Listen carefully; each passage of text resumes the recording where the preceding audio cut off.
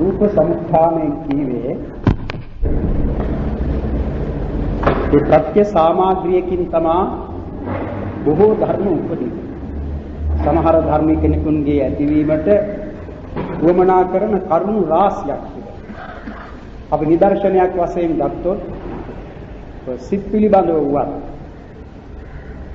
ඒ වෙනත් ප්‍රත්‍යයන් අතර දැන් චක්කු විඥානය කියන සිත ඇතිවීමට වමනා කරන කරුණු හතරක් දක්වා. ඒ කරුණු හතරම පමණක් නෙවෙයි චක්කු විඥානය ඇතිවීමට හේතු වන්නේ. නමුත් ඒවා ඉතාම අවශ්‍යයි.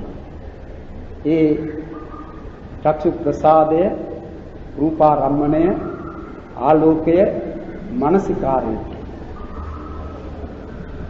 ඒ එදිනේ චක්කු විඥානයකට ඔය චක්කු විඥානය ඇතිවීමට වමනා කරන කරුණු හැටියට ඒ හතර දක්වා තිබෙතා. ඒ චක්කු විඥානයට ලැබෙන උපකාර රාශියක් තිබෙනවා. ඒ සිතෙහි ලැබෙන චෛතසික හතක් තිබෙනවා. ඒ එක එක චෛතසිකයකින් ඒ සිතට උපකාර අන්‍යෝන්‍ය වශයෙන්, නිස්ස්‍රේය වශයෙන් ඔයාදී. ඒ නිසා ප්‍රත්‍ය සාමග්‍රියකින් තමයි යම් ධර්මයක් ඇතිවන්නේ. එක හේතුවකින්ම නොවේ. එහෙත් මේ රූප පිළිබඳ කතාවේ ඒ රූප උපදවා ගැනීමට හේතු වන ප්‍රධාන කාරණය කියන සමුත්ථාන හතරක් දක්වනවා. රූප සමුත්ථාන. කම්මං චිත්තං උආහාරෝ චේති චත්තාරි රූප සමුත්ථානානි කියා අභිධර්මාර්ථ සංග්‍රහයේ එය දැක්වෙනවා. කර්මය, සිතය, ඍතුය, ආහාරය කියන ඒ රූප උපදවන කරුණු හතරක් ඇත්තේ. ඒ කර්මය එක හේතුවක් රූප උපදවන. ඒ කර්මයෙන් උපදවන රූපවලට කියනවා කර්මජ රූප, එහෙම නැත්නම් කටත්තා රූප. ඒ ඍතුයෙන් සිතෙන් උපදවන රූපවලට කියනවා චිත්තජ රූපය. නැත්නම් චිත්ත සමුත්ථාන රූප. ඍතුයෙන් උපදවන ඍතුවේ කීවේ සීත හෝ උෂ්ණ තේජෝ ධාතු. ඒ තේජෝ ධාතුවෙන් උපදවන රූපවලට කියනවා උතුජ රූපය. අනිත් එක තමයි ඒ කන බොන ආහාර, කබලීකාර ආහාරය කියලා දක්වන්නේ. ඒ ආහාරයෙන් උපදවන රූප. ආහාර ඕජාව. ඒවට කියනවා ආහාරජ රූප. මෙන්න මෙහෙම රූප සමුත්ථාන හතරක් දැක්වෙනවා. කම්ම, චිත්ත, ඍතු, ආහාර.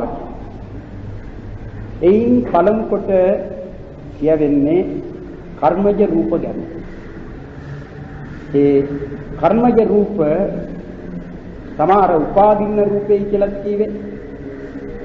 ඒ කර්මජ රූප තිබෙනවා ඒකාන්ත කර්මජ රූප, අනේකාන්ත කර්මජ රූපේ කියලා කොටස් දෙකකට බෙදෙනවා. ඒකාන්ත කර්මජ රූප කියන්නේ කර්මයෙන් මිස වෙන කිසිවකින් නූපදනා රූප කියන තේරුමනුයි. ඒවාට ඒකාන්ත කර්මජ රූපේ. අනේකාන්ත කර්මජ රූපේ කියන්නේ වෙනත් හේතු වලින්ද උපදින කර්මයෙන්ද උපදවන රූපවලටයි අනේකාන්ත කර්මජ රූපේ. ඒ ඒකාන්ත කර්මජ රූප 9ක් තිබෙනවා. අනේකාන්ත කර්මජ රූපද 9ක් දක්වනවා. කර්මජ රූප පිළිබඳව නැත්නම් රූප සමුත්ථාන වලදී කතා කරන්නේ ඒකාන්ත කර්මජ රූප ගැන. පළමුවෙන් කියන්නේ ඒකාන්ත කර්මජ රූප ගැන. ඒකාන්ත කර්මජ රූප අප දැනගත්තේ චක්කු, සෝත, ධාන, જીවහා, කාය, ඉත්තිභාව, කුම්භාව, ජීවිත, හදය කියන මෙන්න මේ 9 ඒකාන්ත කර්මජ. ඉතින් ඒ කර්මජ රූප උපදවන හේතුව කාරණය තමයි කර්මය. ඒ කර්මයේ වශයෙන් දක්වා තිබෙනවා සිත් 25ක්. සිත් 25ක ලැබෙන කර්ම කියන්නේ චේතනාවනේ. ඒ සිත් 25 දක්වා තිබෙනවා කර්මජ රූප උපදවන කර්මය හැටියට. ඒ 25 අතුරෙන් එකක් පිළිබඳව සාකච්ඡා කළ යුතුයි. එහෙම සාකච්ඡා කර තිබෙන බවක් මට පොතපතක දක්නට ලැබුණේ නැහැ. ඒ මොන සිතද? උද්ධච්ච සම්පයුක්ත සිතයි. අපි උද්ධච්ච සම්පයුක්ත සිත ගැන කතා කරන විට කියනවා ඒ සිතින් ප්‍රතිසන්දියක් ගෙන දෙන්නේ නැtei. උද්ධච්ච සම්පයුක්ත සිත. දැන් මේ කර්මජ රූප උපදින්නේ ප්‍රතිසන්දියක් සමගම උපදින කර්මජ රූප තිබෙනවා. ඊට පසුව ලැබෙන කර්මජ රූප තිබෙනවා. නමුත් ඒ කර්මයේ වශයෙන් ගන්නේ ප්‍රතිසන්දිය ගෙන දුන් කර්මයම. කර්මජ රූප ඉපදවීමේ ඒ හේතුව හැටියට සලකන්නේ ප්‍රතිසන්දිය ගෙන දුන්න කර්ම. ඒ නිසා තමයි ඒ කර්මයෙන් විපාක ස්කන්ධා කටත්තා රූප උපදවනවා කියන්නේ. දැන් මේ ප්‍රතිසන්දිය ගැන කතා කරන විට ඒ ප්‍රතිසන්දියේදී ප්‍රධාන ධර්මය දැන් සිතයි කයයි දෙකම පවත්නා ලෝකවල ප්‍රතිසන්ධි කෘත්‍ය සිදු කරමින් ලැබෙන්නේ සිත. ඒකටයි කියන්නේ ප්‍රතිසන්ධි සිත. ඒ ප්‍රතිසන්ධි සිත හා පෙරපසු නොවි හට ගන්නවා කර්මජ රූප. මව් කුසක පිළිසිඳගත් කෙනෙකුට නම් උඩත් පිරිසෙයින් කලාප 3ක් කියාත් යටත් පිරිසෙයින් කලාප 2ක් කියාත් දැක්කේ. භාව දශකය නැතිව ලැබෙන්නටත් පුළුවන් නිසා කලාප 2ක් දක්වනවා. එහෙම නැතිව ඔය ඕපපාතික ප්‍රතිසන්ධි ගන්න දෙවියන් බ්‍රහ්මයන් ඒ වගේම ඔය പ്രേත යම් ආදී උබන්දන් පිළිබඳව දක්වනවා. ඔවුන්ට ප්‍රතිසන්ධි සිත ලැබෙනවාත් එක්කම ප්‍රතිසන්ධිය හා පෙරපසු නොවි කර්මජ රූප සියල්ලම ලැබෙනවා. චක්කු සෝත ඝාන ජීවා කාය කියන ඒවා ඉතින් භාව රූප ලැබෙන යන්වල නම් භාව රූපයත් ඒ දැන් බ්‍රහ්ම ලෝක පිළිබඳව නම් ජීවිත නවකයක් විශේෂයෙන් සඳහන් කරන ඒවත් ලැබෙන බව දක්වනවා.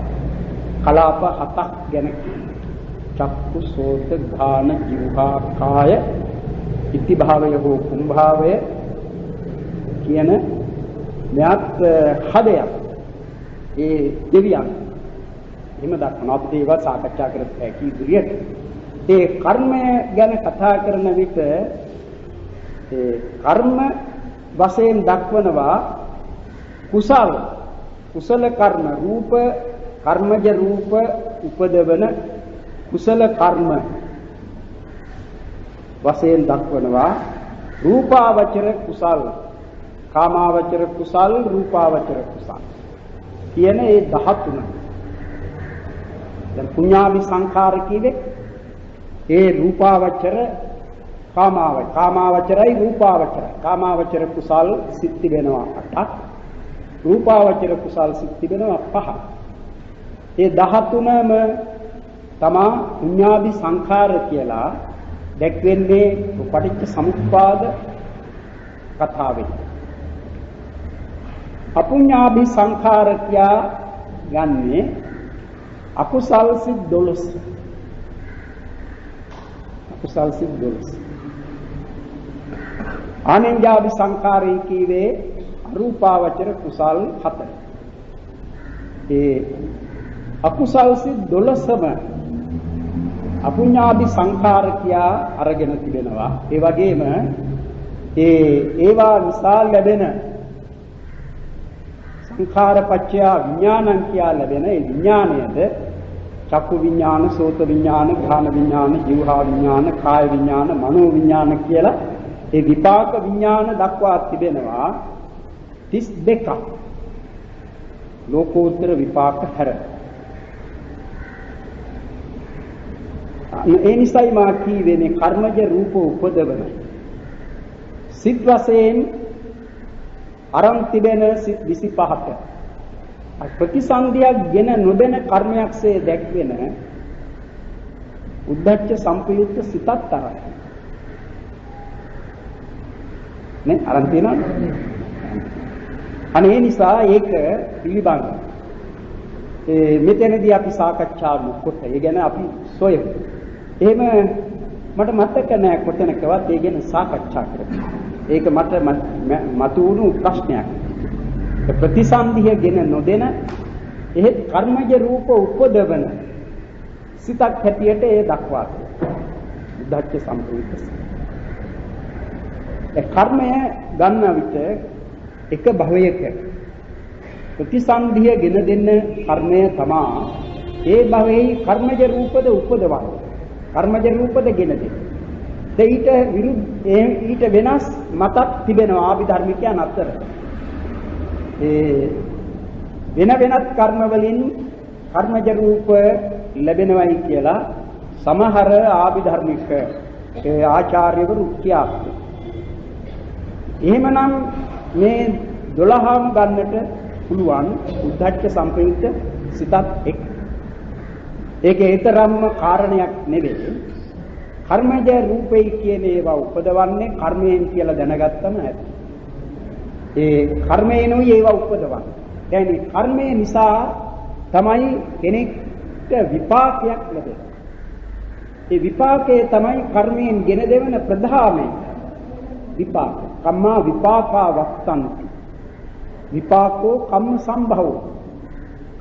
කර්මය විපාකය ගෙන දෙන. ඒ නිසා කර්මයෙන් ගෙන දෙවන ප්‍රධාන එක ඵලය හැටියට ගත යුත්තේ විපාක. අනිත් එක තමයි කර්මජ රූප. ඒ කර්මජ රූප වලට කර්මයක සම්බන්ධයම තිබෙනවා. කර්මයක් නැතිව කර්මජ රූප උපදින්නට බෑ, ඇතිවන්නට බෑ. ඉතින් ඒ උපදින කර්මජ රූප ඒ භවයේදී ලැබෙන්නේ ඒ භවයේ ප්‍රතිසන්දිය ගෙන දීමට ඉදිරිපත් වූ කර්මය නිසායි ඒ කර්මයේ නිවිපේ රූප උපදවන්නේ කියන එකයි ඒ පිළිගත් අදහස. ඒ නිසා ඒ කර්මජ රූප උපදවන කර්ම වශයෙන් ගන්න 20 කීයද තියෙන්නේ 25ක් තියෙනවා. 25ක් තිබෙනවා. ඒ කියන්නේ ඒ සංඛාර අවිජ්ජා පත්‍ය සංඛාරා කියන තැන සංඛාර වශයෙන් ගනු ලබන්නේ ඒ චේතනා 29ක්. අකුසල චේතනා 12යි. කාමාවචර රූපාවචර කුසල චේතනා 13යි. අරූපාවචර කුසල චේතනා 4යි. ඒ 29. නමුත් මෙතන මේ රූප උපදවන කර්ම ගැනයි කතා කරන්නේ. ඒ නිසා තමයි අරූපාවචර කුසල චේතනා 4 අත්තර. මේ අත්තර නම 25ක් ගන්න. කර්මයෙන් උපදවන කර්මයේ රූප උපදවන කර්මයේ. අනේ උපදවන රූප මොනවාද?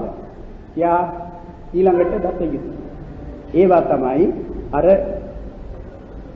චක්කු සෝත ආදී වශයෙන් දැක්වෙන්නේ.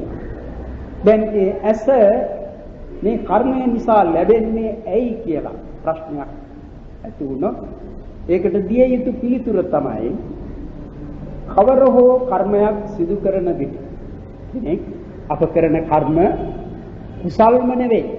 කුසල්ම පමණක් නෙවෙයි අකුසලුත් කෙරේ. අකුසල්ම පමණක් නෙවෙයි කුසලුත් කෙරේ. එහෙමනේ කුසල් අකුසල් කියන මේවා ඒ ප්‍රත්‍යඥ సంతානෙහි උපදන ධර්ම. ඒ ක්‍රියා වශයෙන් සිදු නොකොට උවත් කුසල අකුසල චේතනා අපට උපදින නේ. දැන් ඒ කුසල අකුසල චේතනා ක්‍රියාවට නැංවීම සඳහා තමයි අපට ద్వාර දෙකක් තිබෙන්නේ. අනිත් එකේ ක්‍රියාවක් තිබෙනවා. නමුත් ඒක අන්‍යයන්ට පෙනෙන අන්‍යයන් එක්ක ඒ තරම් සම්බන්ධයක් පවත්වන එකක් වන්නේ නැහැ. ඒ ක්‍රියා සිදුවීමේ දොරටු දෙක තමයි කය වචන. කය වචන. එදින මේ කය වචන දෙකෙන් ඒ ක්‍රියා සිදු කිරීමටත් සිත නැතුව බෑ. සිතයි පළමු කොට ඇතිවන්නේ. ඒ සිතේ පළමු කොට එය උපදිනවා. එහෙම ඒ අකුසලයක් කිරීමට උවමනා කරන ඒ తত্ত্বය පළමු කොට ඇතිවන්නේ සිතේ. ඒ සිතේ ඇති වූ අවස්ථාවේදී තමා සිහිය ඇතිව සිටින කෙනෙක් වෙතොත් නැත්නම් සිහියේ අවස්ථාවේදී Tamanට උපදවා ගන්නට හැකි වෙතොත් කයින් වචනයෙන් ඒ වැරැද්ද සිදුවන්නට නොදී රැකෙන්නට පුළුවන්, ආරක්ෂා වන්නට පුළුවන්. ඒ කියන්නේ යෝනිසෝ මනසිකාර්ය යොදා ගන්නට කියන්නේ. එහෙම නැත්නම් මේ වැරැද්ද කෙරෙනවා. දැන් ඒකනේ කෙනෙක් Tamanට ඇතිවුණු චිත්ත වේගය, ආවේගය පාලනය කරගන්නට බැරි වීම හේතු කොටගෙන තමයි කටින් කියන්නේ. ඒ මොන කරුණක් නිසා කවර කෙනෙකුට හෝ තමාගේ සිත දූෂ්‍ය කරගෙන ඒ නරක වචනයක් කියනවා නම් ඒ තමා කරන හොඳ දෙයක් නෙවෙයි. ඒක නරක. ඒ නරක දෙයක් කිරීමට තමා පෙළඹුණේ නැත්නම් තමාට සිදු වූයේ ඒ සිත පාලනය කරගන්නට බැරි වීම. එහෙම පාලනය කරගන්නට හැකි වුණා නම් දොරටුවේ ඉඩ ලැබෙන්නේ නැහැ. දොර වසාගෙන තියාගන්නට පුළුවන්. දොර විවෘත කර දෙන්නේ. මේ පාලනය නැති සිතෙහි පළමු කොට හට ගන්න. අන්න ඒකත් සැලකිය යුතු කරුණක්. දැන් සිතින්ම පමණක් සිතම ප්‍රධාන කොට සිතේම ඇතිවෙන කර්මත් අප දන්නවනේ. මේ අවිජ්ජා ව්‍යාපාද මිච්ඡා දිට්ඨි, අනවිජ්ජා අව්‍යාපාද සම්මා දිට්ඨි කියලා එහෙම මනක් කර්ම දක්වනවනේ. අකුසල මනක් කර්ම, කුසල මනක්. අකුසල මනක් කර්ම තමයි අවිජ්ජා ව්‍යාපාද මිච්ඡා දිට්ඨි. දැන් ඒ අවිජ්ජාව කය වචනය කියන මේ දෙක යදාගත්තේ නැති වුණා. අවිජ්ජාව ඇති වුණා නම් කෙනෙකුට ඒක කර්මපතයක්. අවිජ්ජා කියන්නේ අන්‍යයන් සන්තක දෙයක්. ඒ දේ සමහර විටක පුදු සංස්කාරයක් කියන අචේතනික දෙයක් වන්නට පුළුවන්. ඇතැම් විටක සචේතනික වන්නට පුළුවන්. අන්‍යයන් සන්තක තමා සන්තකයක් නෙවෙයි. ඒ අන්‍යයන් සන්තක වූ අචේතනික සචේතනික කියන යමක්. සචේතනික කියනකොට මේ පින්නතුන්ට තේරෙනවානේ එක්කෝ එක් මිනිසෙක්, එහෙම නැත්නම් ස්ත්‍රියක්, එහෙම නැත්නම් තිරිසන්ගත සතෙක්, බල්ලෙක්, බලලෙක්, ගුණෙක්, ඔය ආදී කවර සතෙක් වත් ඒ අචේතනික සචේතනික. ඒ අචේතනික සචේතනික කියන කවර දෙයක් පිළිබඳව හෝ තමන්ට ඇතිවෙතොත් අදහසක් මේ දේ මට වේනම් මට අයිති කරගන්නට ඇත්නම් මේවා මට වේවා කියලා මේ මට වේවා අදිවාසේ ඒක තමයි ඔය අභිජ්ජා. තමා වෙතට නම්වා ගැනීම. ඒ නම්වා ගැනීම කියන්නේ සිතින්. ඒකයි අපි. එහෙම නැත්නම් මේ අප කියමු බොහොම සිත පිනවන, සිත අදවන යම්කිසි දෙයක් ඒ සචේතනික අචේතනික එහෙම දෙයක් දක්නට ලැබිලා හුදු ලෝභ මාත්‍රයක් Tamange සිතේ ඇති වෙනවා. ඒ පිළිබඳ ආසාවක් ඇති වෙනවා. ඒක අභිජ්ජා නෙවෙයි. ඒක නෙමෙයි මෙතන අභිජ්ජා. අභිජ්ජා කියන එක මේ තමාට වේවා කියන ඒ අදහස. ඒක අභිජ්ජා. ඒ අභිජ්ජාව කයින් වචනෙන් ක්‍රියාවට නොනැංගුවා. ඒක අකුසල කර්මපත. අකුසල කර්මපත. සමහර විටක ඒක ක්‍රියාවට නංවන අවස්ථාවක්. සමහර විටක කයි, සමහර විටක වචනේ. ඒ වචනෙන් කියන්නට පුළුවන් ඒ අභිජ්ජාව කියන එක වචනයට කවනවා, වචනයට ගන්වනවා, ගන්වා කතා කරනවා. එහෙම නැත්නම් අත, පය ආදී මේවා එහෙම නැත්නම් Tamanගේ ශරීරෙහි අංග ප්‍රත්‍යංග ඇස ආදී දිනවා. ඇසින් කතා කරන්නත් පුළුවන්. අන්න ඒ වගේ එහෙම අභිඥාව උපදින්නට ඒ එතකොට කය ක්‍රියාත්මක. කය ක්‍රියාත්මක කිරීම කියන්නේ කාය විඤ්ඤාතියෙන් එක් කරේ. අනභිඥා අව්‍යාපාද සම්මාදිට්ඨි කියන ඒවා ඒ කුසල කර්මපත්. ඒ මන කර්මපත්. ඉතින් ඒවා කුසල් සිත් වලින් අර අකුසල් සිත් වලින්. ඉතින් මේ කුසල් අකුසල් කියන මේ බෙහෙදයක් අප දැනගෙන තිබෙනවනේ. ඒ කුසල් කියන කොටසක් තිබෙනවා, පින් කියන කොටසක්. පින් කියන්නේ කුසල්ම නෙවෙයි. කුසල් කියන්නේ පින්ම නෙවෙයි. නමුත් කියත හැකි කුසල් කියන්නේ පිනුයි කියලා. මක් නිසාද? ඒ දෙකෙන්ම සැප ලබා දෙන බැරි. හැබැයි ප්‍රධාන කුසලෙහි ප්‍රධාන වැඩේ ක්‍රියාව කෘත්‍යේන අකුසල් නැති කිරීම. අකුසල් නැති කිරීමයි කුසලයට අයත් වෙන්නේ. පිනෙයි කියන එක ඊට වෙනස්. පිනෙන් කරන්නේ යහපත් ක්‍රියාවක්, හොඳ ක්‍රියාවක් සිදු කරන, හොඳ දෙයක් කරන. දැන් දාන සීල භාවනා අපචායන වෙය්‍යාවච්ච පත්තිදාන පත්තානුමෝදන ධම්ම ශවන ධම්ම දේශන ditthiju kamma කියා දස පින් පුණ්‍ය ක්‍රියාවන් දක්වනවා. දස පින් කිරිය වත කියලා අපි ඒවා ඉගෙනගෙන තිබෙනවා. ඒ දස පුණ්‍ය ක්‍රියාවන් සිදු කිරීමේදී උපදනා සිත් කුසල් සිත්. ඒ සිත් වශයෙන් ගත්තම පින් සිත් කියලා කොටසකුයි කුසල් සිත් කියලා කොටසකුයි එහෙම වෙනම නැහැ. ඒ කුසල් සිත්මයි. නමුත් අර කුසලයේදී චේතනාවට වඩා චේතනාව නැතුව නෙමෙයි, චේතනාව තමයි කර්මය කියලා ගන්න.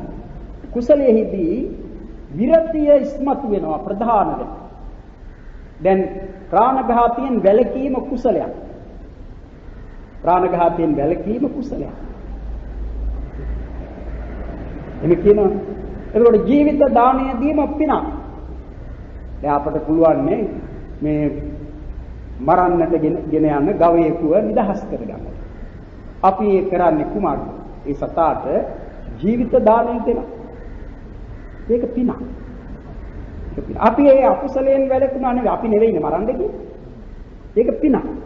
දැන් අකුසලයෙන් වැළකීම කුසලයක්. ඒකයි එතන දක්වන්නේ. ඒ නිසානේ දස කුසල කර්මපත දක්වන තැනදී ප්‍රාණඝාතයෙන් වැළකීම, පාණාතිපාතා වේරමණී, අදින්නාදානා වේරමණී, කාමේසු මිච්ඡාචාරා වේරමණී, මුසාවාදා වේරමණී, විසුනා වාචා වේරමණී, පරුසා වාචා වේරමණී, සම්පක්ඛලාපා වේරමණී. ඒවා කුසල. ඊළඟට අවස්ථා ඒක තමයි ප්‍රධාන එක.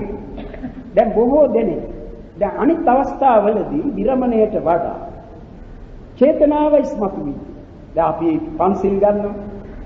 තව ආජීව අෂ්ටමක සීලය ගන්න සමාදන් වෙන. එහෙම අවස්ථාවලදී අපි කියනවා අපි මේන්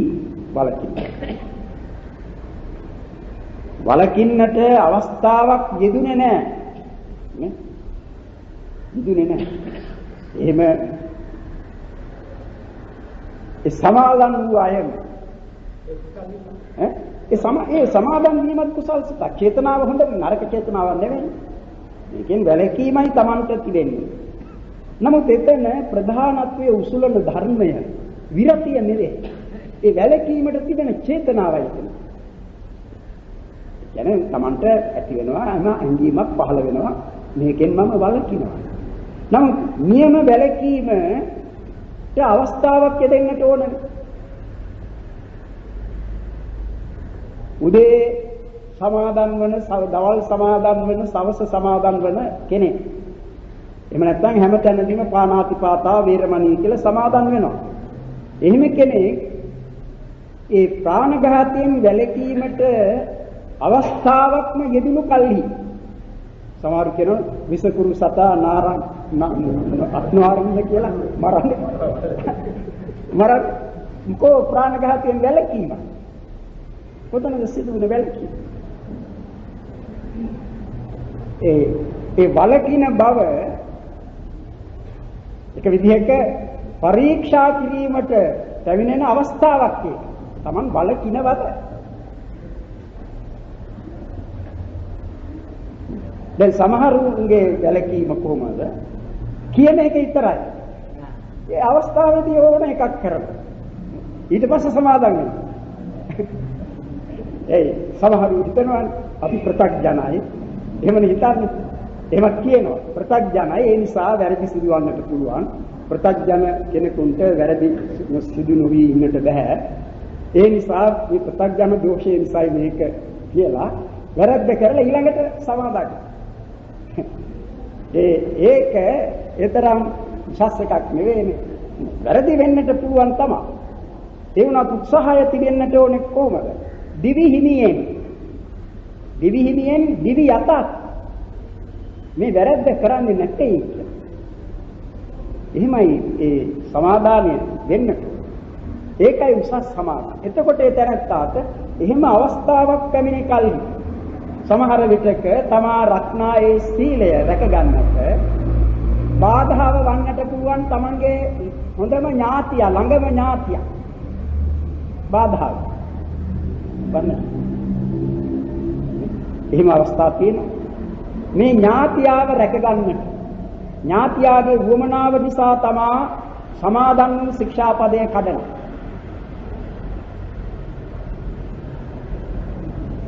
ඒක කරනවානේ. දැන් ඒ නිසානේ අපේ බණ පොතේ විසුද්ධි මාර්ගයේ එනවනේ සිල් රකින්න හැටි කියලා නේ. අත්ති සීලං ඥාති පරියන්තං. අත්ති සීලං යස පරියන්තං. එමෙන්නවනේ ඒ ලාභ පරියන් අත්ති සීලං ලාභ පරියන්තං. ලාභයක් ලැබෙන අවස්ථාව ආවම මොන සීල්ද? සීලය කැපකොට ලාභය ගන්නවා. අන්න ඒ නිසා මේ කුසල් කරනවයි කියන්නේ අමාරුයි. කුසලයේ පින් කියන ඒවා කරනවා නේ. ගංජා මුදල් අල්ලලා දන් දෙනවනේ. මගච්ඡකාරය. දන් දෙනවා. ඒ පින් කියන ඒවා කරත් හැකි. කුසල් කියන ඒවා බොහොම අමාරුයි. ඒ ගැලකී. ඒ නිසා මේ කුසලය සීලයටයි සම්බන්ධ. ප්‍රධාන වශයෙන් සීලයට. ඒකට සීල සමාධි ප්‍රඥා කියන මේ තුනම මේ කුසලයට වැටෙනවානේ. නේ?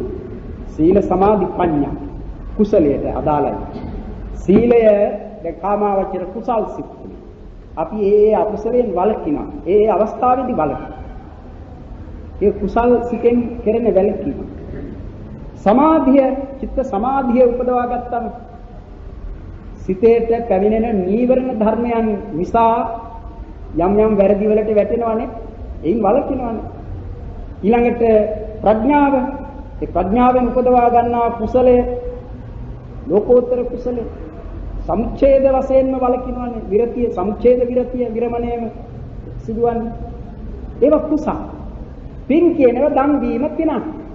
මොකද දන් දීම නිසා ඒ දෙන දාණය ඒ වස්තුවක් දෙන්නේ. ඒ දීමෙන් ලබන තැනැත්තාට Taman යම් උපකාරයක් කරනවා. ඒ කරන උපකාරය නිසා ඔහුට ලැබෙනවා. දැන් අපි ආහාර පාන දන් දුන්නොත් ඒ හේතු කොටගෙන ඒ කාලය තුලදී ඒ ආහාරයෙන් ලැබෙන ප්‍රයෝජනය හැටියට ඔහුට ලැබෙන ඒවා තිබෙනවනේ නේ. මොනවාද?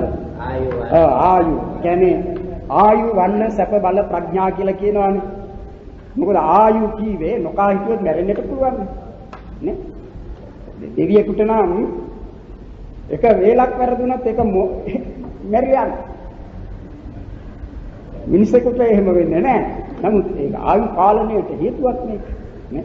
ඒ එහෙමනේ එන්නේ ප්‍රතිවේක්ෂාවේදී කියන්නේ ඒ විදිහනේ. ඉමස්ස කායස්ස තිතියා යාපනාය. ඒ කයේ යැපීමට අවශ්‍ය දෙයක් ආහාර.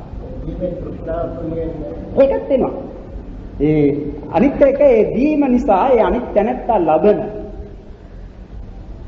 ඒ සැප සම්පත් යමක් ලබනවානේ. එය Tamanට එහි ආනිසංස Tamanට ලැබෙනවා. එහි ප්‍රයෝජනය අනුතුරු ආත්ම භාවයකදී නේ. ඒ කියන්නේ බුදුරජාණන් වහන්සේ වදාරන්නේ දිව්‍යමය වූද මානුෂික වූද ඒ ඊට අනුරූප ආනිසංස ලබා ගන්නට පුළුවන්. දන් දීම. ඒ නිසානේ ඒ පින කියන එක සැපයට කාරණා. සැපයට කියන්නේ ලැබෙන සැපවලට සුඛස්සේතං අධිවචනං යදිදං පුඤ්ඤා. කුසලය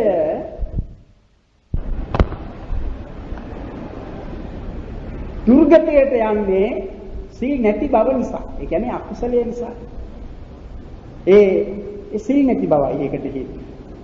ඊළඟට දුර්ගතියෙහි වූද ඇතැම් දුර්ගතීන්හි තමා කර තිබෙන පින්වල යම් ඒ විපාක දිනවනේ අර ප්‍රවෘත්ති විපාක මේ ප්‍රවෘත්ති විපාක ලැබෙන මේ ප්‍රවෘත්ති විපාක ලැබෙන මේ පින්වල ප්‍රවෘත්ති විපාක ලැබෙන නම් තමන්ට සුගතියකට යන්නට බැරි වුණේ සීල් නැතිකම හේතු කොටක. එනිසා මේ දෙක තේරුම් ගන්නට ඕනේ. දෙකෙහිදීම දැන් අපට යම් අවස්ථාවලදී උපදනා කුසල් සිත් වලදී තමයි අපි දන් දීම ආදී ඒ ක්‍රියාවන් සිදු කරන්නේ. සතුන් මැරීම ආදී ඒ බඳු අකුසලයන්ගෙන් වළකින්නේ. සිත් වශයෙන් වෙනසක් නැහැ. නමුත් මේ සිත් වල යෙදෙන ධර්මයන්ගේ වශයෙන් තිබෙනවා වෙනස්කම්.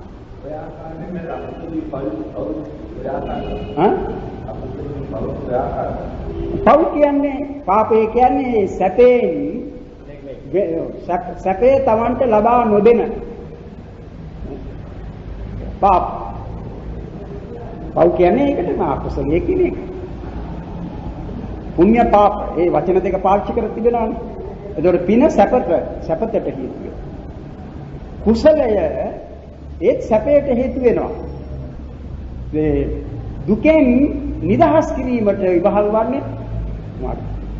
දැන් තවත් විදිහකින් බුදුරජාණන් වහන්සේ අර නිදිකණ්ඩ සූත්‍රයේදී වදාරා තිබෙනවා. ඒ දාන ආදී ඒ පින් නිදින් නිදේති පුරිසෝ ගම්භීරයෝද කන්තිකේ ආදි වශයෙන් දැක්වෙන එතන දාන ආදී පින්කම් ගැන කියනවා. ඒ පින්කම් ගැන සඳහන් කරලා උන්වහන්සේ වදාරනවා ඒ නිසා කෙනෙකුට ලබාගත හැකි සම්පත් අන්තිමටම දක්වනවා ලෞතර බුද්ධත්වය. ලෞතර බුද්ධත්වය චක්‍ර සම්පatti චක්‍රවර්ති සම්පatti පසේ බුදු බව ඒ ලෞතර බුදු බව ඒ ලබා දෙනවා. ඉතින් ඒකට Taman අර කුසලයෙන් කෙරෙන සීලෙහි පිහිටන්නට. සීලෙහි නොපිහිටා කරන පින් තිබෙනවානේ. ඒවා තරම් උසස් පින් වෙන්නේ නැහැ. සීලෙහි නොපිහිටා. ඒ නිසානේ ඔය සීල් සමාදන් කරවන්නේ යම් පිනක් කරනකොට අර සීල් සමාදන් කරවන්නේ ඒ මොහොතට Taman සීලවන්තයෙක් කරන්නේ. ඒ අදහස. කුමාරි ඉතින් ඒ කුසල අකුසල කියන මේ කර්ම තුන කුසල කර්ම අකුසල කර්ම එහෙමයි කර්ම පිළිබඳව දක්වන්නේ. ඒ කර්ම කතාව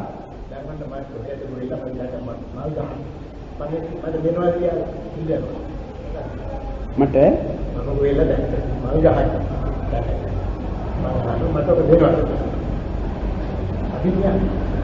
නෑ ඒක ඉතින් ඒ අවිජ්ජාව වෙන්නේ ඒක තමාට වේවා කියලා මේ අදහස ඇති කරගෙන උනවමනේ.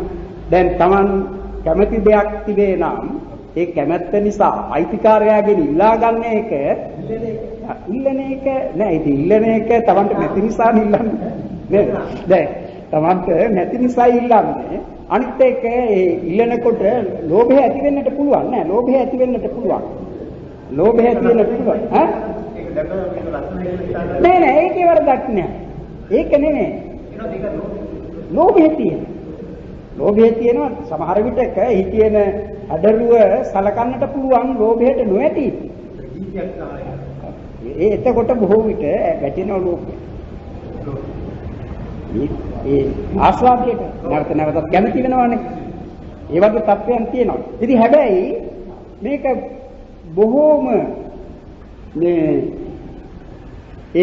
සමහර අවස්ථාවල කුසලයේ සහ අකුසලයේ කියන මේ දෙක වෙන් වෙලා තිබෙන්නේ ඊතා තුනී සීමාවක. ඊතා තුනී එකකින් ඒ නිසා තමයි බොහෝ දෙනෙකුට මේ තමාට ඇති වූයේ අකුසලයක්ද කුසලයක්ද කියලා තෝරා බේරා ගන්නට බැහැ. බොහෝ විට තමාම අකුසලය ඉපදිලා තමා කුසලයක් ඉපදුණයි කියලා රැවටෙන්නට. එහෙම තත්ත්වයක්. නෑ ඒකටයි මේ ධර්මය හොඳට දැනගන්න. ධර්මය තාම හොඳට ඒකට නුවණ හරියට කියන්නට. නුවණ නෙමෙයි ඔක්කොම කරන්නේ. මේ හොඳ නරක යහපත අයහපත ඇත්ත නැත්ත යුක්තිය අයුක්තිය ඒවා හරි හැටියට වෙන් කරගන්නට පුළුවන් නුවණ දියුණු කරගන්න. මේ අභිධර්මය ඉගෙනීමට කෙනෙකුට නුවණ ඕන. ඒ මොකද අභිධර්මය කියන්නේ වචන මාත්‍රයක් නෙවෙයි. වචන ටිකක් නෙවෙයි. ඒ වචන වලින් කියවෙන යමක් තිබෙනවා. ඒ පිළිබඳ තමන්ට තිබිය යුතුයි හරි නිශ්චිත බවක්. ඒ නිශ්චිත බව ඇතිවන්නේ නුවණ නිසා. එතකොට නුවණ උවමනා කරනවා ඒ ධර්මයේ ඉගෙන ගන්න. හරි හැටියට දැනගන්න. අනිත් එක ඒ ධර්මයේ ඉගෙනගෙන ඒ නැවත පරිශීලනය කරන විට ඒ ගැන නැවත සිතන විට තමන්ට ඇතිවුණු නුවණ තව තවත් දියුණු වෙනවා තියුණු වෙනවා. එහෙම එකක් අභිධර්මය. ඒ නිසා සමහර ඒක අභිධර්මයට කැමති. එහෙම ඊයේ මට තිබුණා සාක්ෂියේ තැනකට කතාවට යන්න. ඒ තැනදී ඉතින් මේ මිනිසුන්ගේ වුමනාවට මගේ වුමනාවට නෙමෙයි මගේ නමට ඉදිරියෙන් අභිධර්මාචාර්ය ඒ.ඩී.එම්. බුද්ධදාස මහතා. ඉතින් එතන කතා කරපු කීප දෙනෙක්ම මේ අභිධර්මය ගැනයි කීවේ. අභිධර්මය ගැන කීවේ අපිට ඒ අභිධර්මය විතරක්ම හිතා ගන්නටත් බෑ තේරුම් ගන්නටත් බෑ ආදී එහෙම කතා. වෙන එකක් තමයි මූලාසනයේ වැඩ සිටි. හාමුදුරුවෝ කීවේ මිනිසුන් හදන්න ඕන කරන ධර්මයේ තියෙන කොටස් දෙකක්. ධර්මයේ ඒ හාමුදුරුවෝ කීවේ නැන්සේ උදත් නම තමයි. මේ අපේ ධර්මයේ එනවා සදාචාරාත්මක කොටස. ඔය ඉංග්‍රීසියෙන් කියන්නේ ethics කියලා. ඒ සදාචාරාත්මක කොටස. අනිත් එක දර්ශනාත්මක කොටස. දර්ශන. ඒක මේ අභිධර්මයක් ඇතුළත් වන්නේ ඒ දර්ශනීය පැත්තටනේ. නමුත් ඒ අය කවුරුන් තේරුම් ගන්නේ නැහැ. මේ අර සදාචාරාත්මක පැත්ත දියුණු කරන්නට අභිධර්මයෙන් ලැබෙන පිටුවහල කොයි තරම්ද කියන එක දන්නේ. ඒ මගේ කතාවලට ඉස්සෙල්ලා මම ඒ අය කතා කරේ මට පිළිතුරු දෙන්නට තිබුණා. නමුත් උන් කතා කරේ මගේ කතාවට පස්සේ. ඒ සදාචාරාත්මක පැත්ත දියුණු වන්නට අභිධර්මයෙන් ලැබෙන පිටුවහල කොයි තරම්. මොකද මේ වැරද්දක් කියන එක නරක දෙයක් කරනවා. ඒ කොහොමද කළේ මොකෙන්ද කළේ නිකන් කළාද නෑ. ඒකට සිතක් ඇති. මේ සිත දිහා බලන්නට උගන්වනවා. ඉතින් ඒක කොයි තරම් එකක්ද ඒක දන්නේ නෑ. ඒ අයට බොහෝ විට තේරුම් ගන්නට බෑ අභිධර්මයට.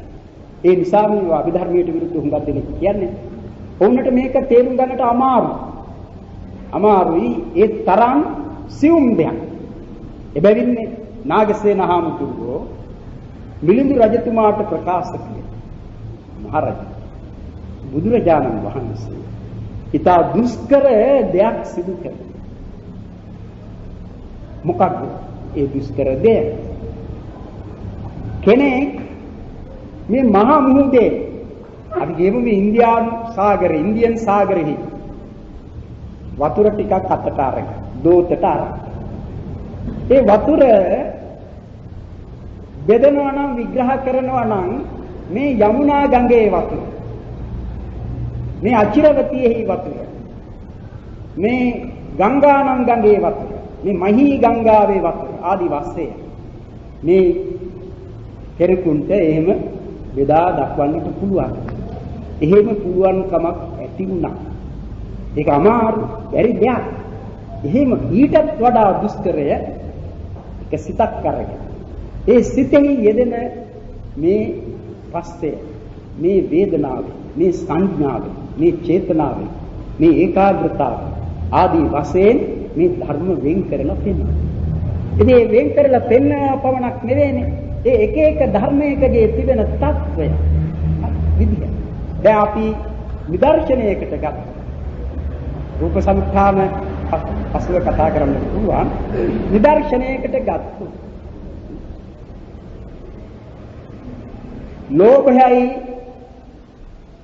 ලෝභයයි මෛත්‍රියයි. මේ ලෝභයේ තිබෙනවා නොඑක ආකාර. ලෝභය ඇතිවන හැටි. ඒ වස්තුන්හි ලෝභය උපදින අයුරින් ඒ ලෝභයටම ලැබෙන නම් තිබෙනවා. ලෝභයට වෙන වෙන නම් අපි පාවිච්චි කරනවා. භාෂාවේ තිබෙනවා එහෙම නාම. ඒ ලෝභයට පාවිච්චි කරන නම්. අපි රාගයේ, ප්‍රේමයේ, ආලයේ යාදී ඒකේ එකම නෙවෙයි. ස්වභාවයේ ලෝභයේ වශයෙන් ධර්මයක් වශයෙන් ගත්තම ලෝභය තමයි. ඒ ලෝභයේ ඇතිවෙන ආකාර නානත්වයක් ඒ පෙන්වන්නේ. ඈ සමහර විටක ඡන්දයක් තියෙනවා. ඒ කියන්නේ ලෝභය වශයෙන් ඡන්දය කියලා කියනවා වෙන එකක්. ඒ දැන් ඔය කාම ඡන්ද කියන තැනදී ලෝභය තියෙනවා. තණ්හාව. ඒ ඉතින් එහෙම නොයේ විසිතුරු කම් තිබෙන එකම ධර්මයක. ධර්මය. ඉතින් ඒ එකම තිබෙනවා මෛත්‍රිය කියන එක. දැන් මේ මෛත්‍රිය කියන එකටම පාවිච්චි කරන වචනයක් තිබෙනවානේ ඔය මේ වෙනත් ආගමිකයන්. ඒගොල්ලෝ පාවිච්චි කරන්නේ නැහැනේ මෛත්‍රිය කියලා. ඒගොල්ලෝ කියන්නේ ප්‍රේමය. නේ? අසල්වැසියාට ප්‍රේම කරනවා. ඒක මේ ඒ අය ඒ ප්‍රේමය කියන එක අරගෙන නෙවෙයි ඒ කියන්නේ. මේ මෛත්‍රිය කියන තේරුම තමයි තියෙන්නේ. නේ? එහෙම නැත්නම් අර විදිහේ ඒ විදිහේ මේ තේරුමක් දෙන වචනයක් පාවිච්චි කරන එකක් නැහැ. එතන ප්‍රේම කරවේ කිව්වේ මෛත්‍රී කරව කියන එකට. ඒ අය දන්නේ ඒ ප්‍රේම කියන වචනේ. නේ? ඒ මෛත්‍රිය කියන එක තමයි.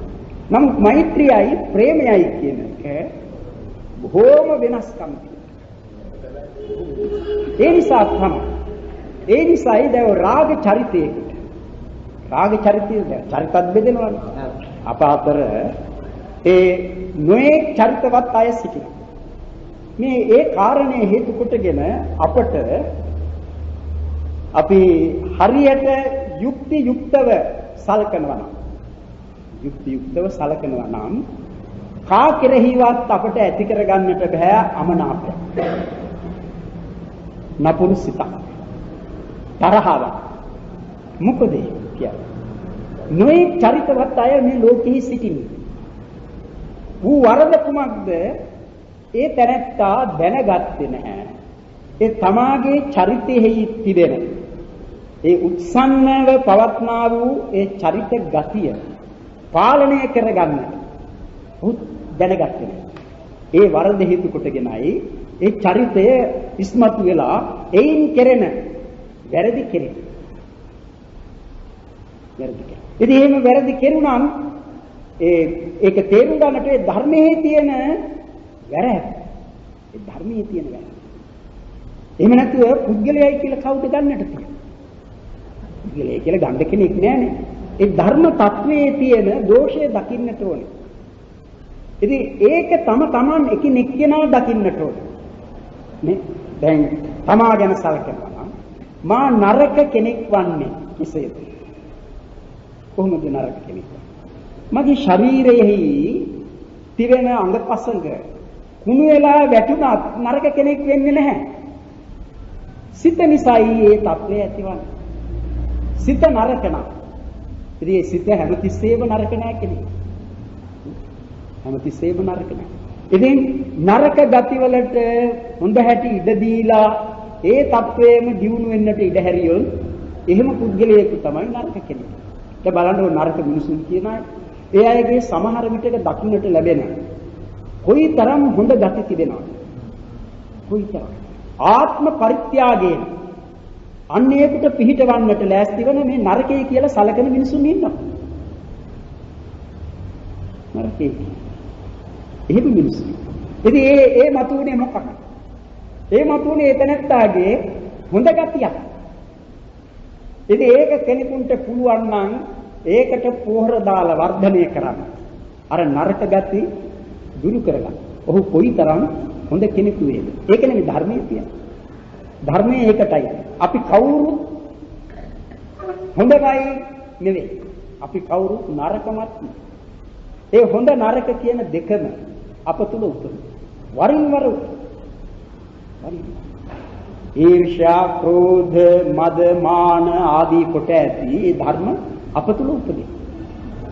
ඒ වගේම අප තුල ඇතැම් වේලාවලදී ඒ අවස්ථාවලදී ඇති වෙනවා හොඳ ගති. ඒ නරක ගති තේරුම් ගන්නට ඕන. අපිට වෙලා තිබෙන වරද කුමක්ද? ඒ නරක ගතියක් ඇති වුණාම අපි ඒක සලකන්නේ අපේ හොඳ ගතිය. අන්න ඒ වරද අපිට තියෙනවා. තරහ ගියත් තමාගේ තරහ යාම තමාගේ හොඳ ගතිය. ඒක හොඳ ගතිය. අන්න එහෙම සලකන ගතිය. අන්න ඒකයි අපිට තියෙන වරද. එහෙම නැත්නම් අපි එකිනෙක කෙනා පුරුදු වුණොත් අපිට මේ අවස්ථාවලදී ඇතිවන්නා වූ ඒ සිත විග්‍රහ කොට බලන්න පුළුවන්කම. ඒ නිසා ඒ සිත ඇතිවීම නිසා මම උසස් තැනට ගියාද නැත්නම් හිටියට වඩා පහත් වුණාද? එහෙම බලන්නට පුළුවන්කම. අපිට පුළුවන් ක්‍රමයෙන් උසස් තැනට යන්න. ඒකටයි මේ ධර්මයේ ඕන කරන්නේ. ධර්මයේ කියන්නේ කුමක්ද?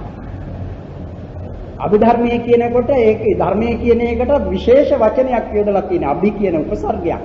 අපි ධර්මයේ කියනවා. මම දන්නේ මොන කරුණද ඉතින්නේ. නෑ එහෙම වෙන්නත් පුළුවන් සමහර විට.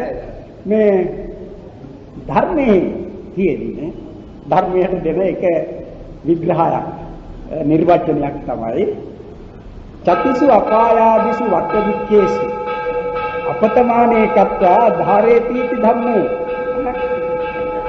සතර අපායාදී වූ දුක්ඛ දුක්ඛෙහි වැටෙන්නට නොදී දරණ බැවින් ධර්මයයි කියලා. සතර අපායාදී දුක්ඛ දුක්ඛෙහි වැටෙන්නට නොදී දරණ බැවින් ධර්ම. ඉතින් බලන්න. ඒ ධර්මයේ නම් අප පිළිගෙන මේ පිළිපැදීමට යක්න දරන්නේ උත්සාහ කරන්නේ සතර අපායට යන බව සිදු වෙන්නට බෑ නේ. සතර අපායට නොයන බවක් ඒයින් සිදු කරන්නේ. ඒ ධර්මයේ දැනගත්ත අප සමහර විටක මේ ධර්මයේම පෙරදරි කරගෙන අපායට යන වැඩ කරනවා නම් කොයිතරම් භයානකද?